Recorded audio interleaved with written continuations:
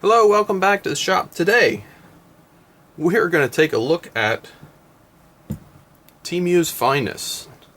This is a Chinesium Ratchet that is adapted to run on an M18 battery. And here's a 50 amp hour battery, slaps right on there, and the tool runs. So this is interesting in that you can run a Ratchet if you're in the M18 platform, something Milwaukee themselves didn't make. And it's kind of small.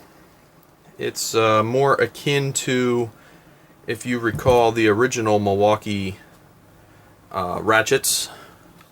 I happen to have a Gen 1 M12 Ratchet right here, and you can see the heads are kind of similar in size, though I can't see the gears, but the yoke engagement might be a little bit more on the Milwaukee M12. But overall, it's kind of akin to it. You can see the body without the battery adapter is even similar. But you'll also note, hopefully it picks up on camera, the battery adapter is different color plastic than the rest of the tool. So I have a sneaking suspicion that this tool is adapted to many different battery types, and that's okay.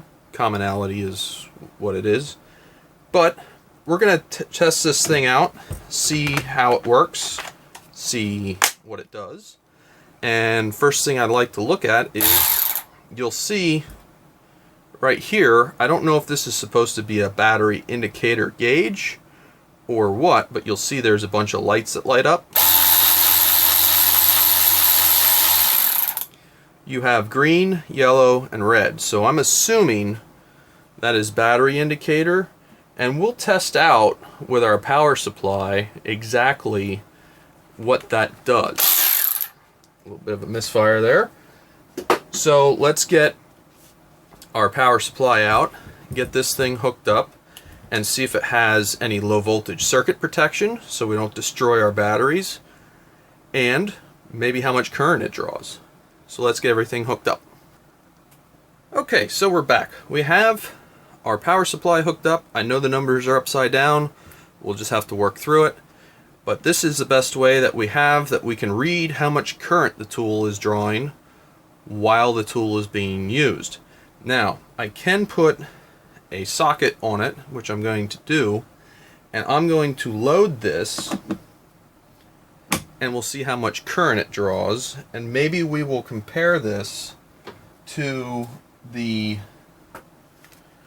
Gen 1 at some point, but for now we'll just see what we can do with this.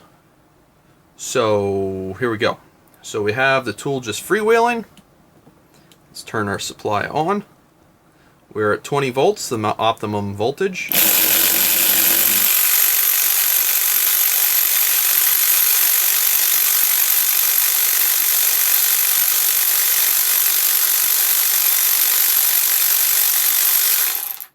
So I left that run for a while because I noticed the current was decreasing. We started at about 5.6 and we went down to 5. I am wondering if this tool is actually brushless or not. This may not be a brushless tool.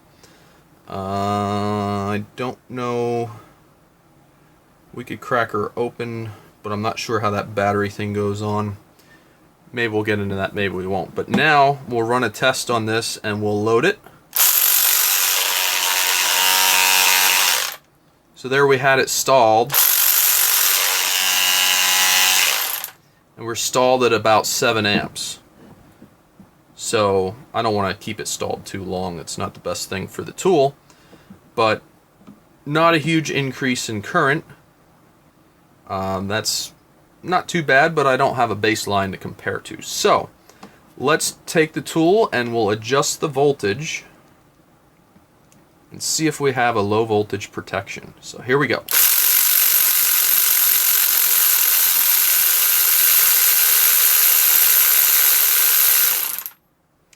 So it shuts down at 14 volts which I think is a little low, but it does shut down.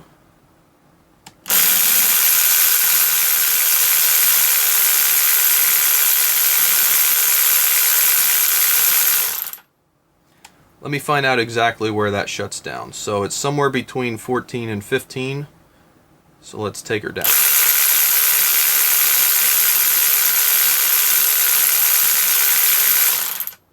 14.5. I still feel like that's a little low. I like to see them somewhere around 16 to 15 and a half. But I don't think you're going to necessarily destroy your batteries with this, though you are going to deep cycle them a little bit more than I'd like to see. I don't think it's horrific, but it's not the best we've seen. I think we saw on our factory M18 tools, they were around 16-ish. Okay, so next up, let's see what kind of RPM we're getting out of this. We have a nice fresh 5.0 battery on there. Let's check out the speed with our Vita root.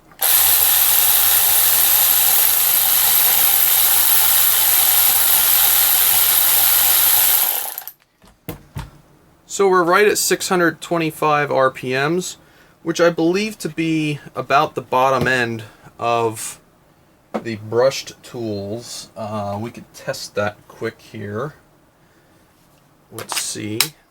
We have our Gen 1 M12. Let's see what speed it was turning at. Here we go.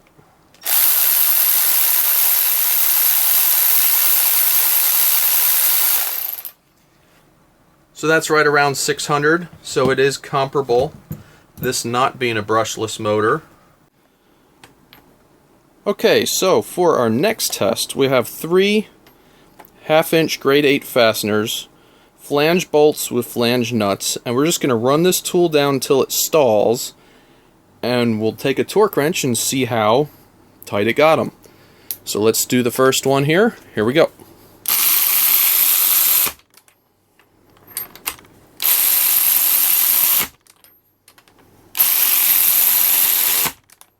Okay, so there's our 3 nuts. We ran them down until they stalled. Let's get out our torque wrench and see how tight they got. Okay, so here is our first one. Let's see what we got.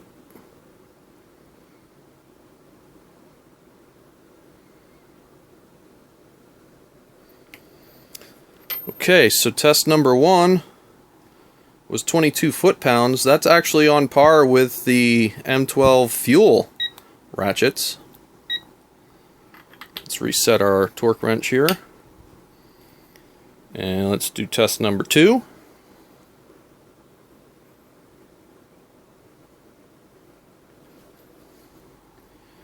$19.7, just about 20.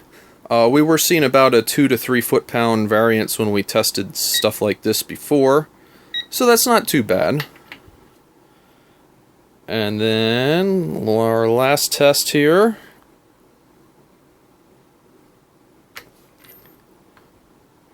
$22.3.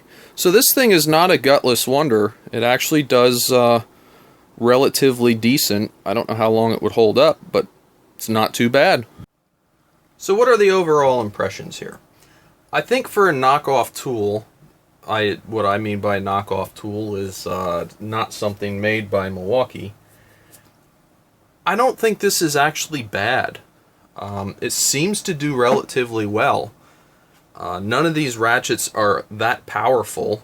I think you would be able to run, and we can test this in future. Maybe we'll get some nylox and we'll see if we can run them up and down some studs with all the ratchets we have here, and we could compare and see which ones do what and which ones don't.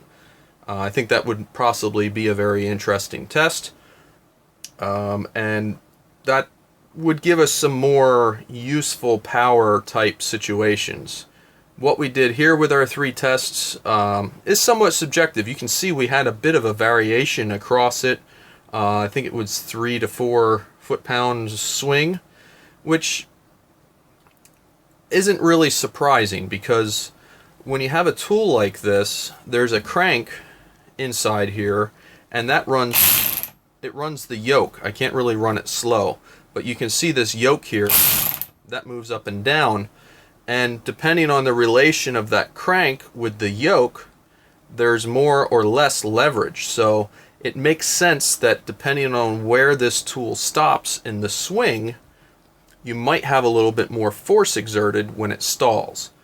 So that's just kind of the nature of what these tools are. And it's not surprising that we got a bit of a swing between all of the bolts that we tried to tighten. That being said, I don't think if you jam this thing in a tight spot and you just wanted to hold it on to a fastener and you happen to stall the tool without realizing that it was getting close to the end of the travel, it doesn't seem like in that 20 to 23 foot-pound range you wouldn't do a lot of damage to fasteners, generally speaking. Now if it's a smaller fastener, you're going to want to be more careful about stalling this, or any of the other ratchets for that matter, because you might damage something. If it's a number 6 fastener or something like that, that might be a problem. But if you're working on 3/8, half, whatever, you're not going to hurt anything. Run it down. If it stalls, it's okay. So that's good to know. I don't like how low the low voltage cutout is, but I'd have to test some more Milwaukee tools, which I think we're going to have some stuff to be able to do that soon. And then we can get some more data. We'll start maybe compiling something that we can see where things low voltage cutoff is, and maybe we can start to see trends, or we might know a little bit more how low we can go and still be safe. I don't think we're going to destroy the cells at 14.5 volts, but it is lower than the stock Milwaukee tool that I tested, which was a flashlight. Now maybe that is a little different, but take it for what it is. I haven't tested another Milwaukee tool yet. I'm waiting for an adapter to come in, and once we get that, we can dive a little bit more into testing. We don't see a crazy current draw on it, which is welcome. That way it's not going to kill batteries. This thing should run most of the day on this 5.0 battery, and that's pretty cool. You don't have to change batteries a lot. If you put one of the compact 3.0s on, be a little bit more slimmer profile, and I think you'd get even, a good run time on it at that point. And you'd have the advantage of the 21700 cells. Maybe you'd eke a little bit more torque out of this thing, but I'm not necessarily convinced of that. So overall, I think this was around $30. I don't think it's a bad tool to get for $30. My main thing that I'm careful of these is that you don't ruin your batteries, and I don't think you're going to on this.